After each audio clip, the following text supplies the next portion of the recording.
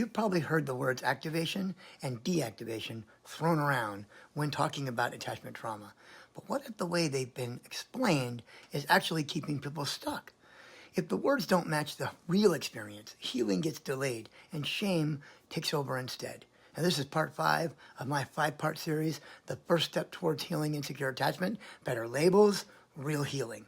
And today, we're focusing on 2 of the most important but completely distorted labels in insecure attachment, activation and deactivation. Now, if we want to heal, I mean really heal, we have to start by using better language. Language that matches what actually happens inside someone with insecure attachment.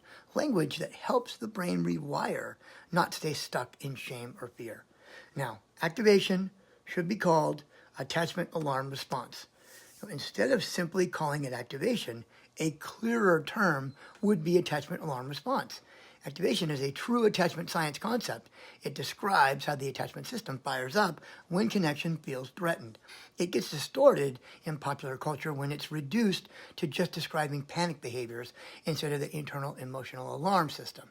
Activation was a real concept in attachment theory, but its meaning has been distorted by pop psychology, which is why attachment alarm system is a far better way to describe the real internal experience. Now, deactivation should be called emotional numbing strategy. So instead of casually using deactivation, a clearer term would be emotional numbing strategy.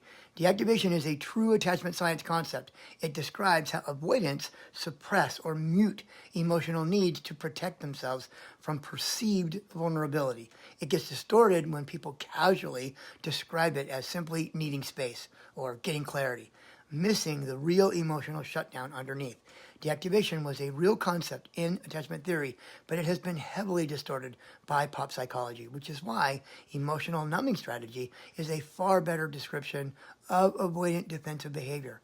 Healing insecure attachment starts with the healing words we use. When we stop mislabeling ourselves and start understanding what's really happening inside us, we finally open the door to secure attachment and real emotional freedom. So now this wraps up part 5 of my 5-part series, The First Step Toward Healing Insecure Attachment, Better Labels, Real Healing. But I'm not done yet. Come back later today for a special bonus summary where I'll tie everything together and show you the bigger picture of what's possible.